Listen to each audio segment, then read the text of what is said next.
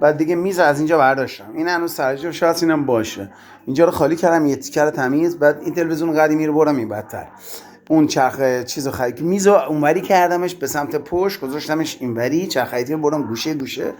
این تلویزیون رو بردم اینجا قشنگ‌تر نشد، شیک نشد. ببین اتاق چقدر خلوت شد. ظرف یارو هم اینجا و سطل باشگاه اینجا نکن چقدر اتاق خلوت‌تر شد. می‌بینی چه قشنگ خراب. بعد آوردم اینجا یه سری وسایلو، اون یارویی که مادرت داده بوده گذاشتم اینجا. این یارو رو صندلی بزرگه بردم گذاشتم گوشه. ببین چقدر تمیز کار کردم.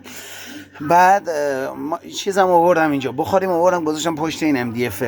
بعد اون صندلی که تو اون اتاق بود آوردم گذاشتم جلو اون صندلی. این صندلی رو اینجا گذاشتم، این یارو رو به صورت برعکس گذاشتم روش که ما خواستیم بدون برداریم. وسایلم گذاشتم اون گوشه و یه سری وسایلم گذاشتم با این یارو دستشویی کیپ گذاشتم اون بالا با پنکه منکه کیپ اصلا زلزله هم بیاد نمیافته. نکن جار بقیه خودم گوشم اینجا. بعد اینم تازه راستی سرکت هم میتونه بذاری این زیر. ببین ببین میتونه بذاری این زیر. بعد سبد سیب زمینی پیاز دادم به روش به این ور کردم که راحت دسترسی پیدا کنی. ببین الان تازه بابا میتونه مثلا پیرنش اینجا آویزون بکنه که حتی ورودی آشپزخونه چیزام خب ببین تازه جام داریم کلی. ببین میبینی الان مثلا به داخل تازه درم بسته میشه. ببین طراحی داری فقط کیف کن. ببینی درم باز میشه کلی. اینم برداشته میشه روی اینم میتونی وسیله بذاری، رو اینم تازه میتونه کلی وسیله بذاری. اینجا دیدی که کلی وسیله روی میتونی روی این زیر این بذاری، زیر این وسیله بذاری. اینم که یارو بردم اینجا وسیله هم اینجا.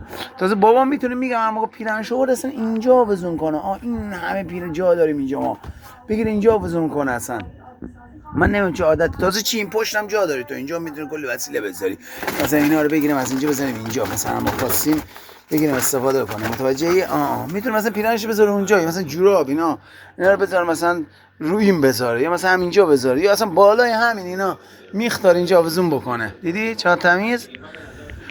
دیدی چقدر عالی شد؟ این از اینو، اینم از این دیگه قشنگ تمیز. حالا بعدن یه سیم مواره رو میکشم اون بغل میارم از اون گوشه میارم این پشت. بعد پنیرایی رو گذاشتم اینجا قشنگ و تمیز و برای یارو. بعدن اینجوری روشنش میکنم و قشنگ و فیشا میره تو اینو. حالا بعدن رسیور چیزی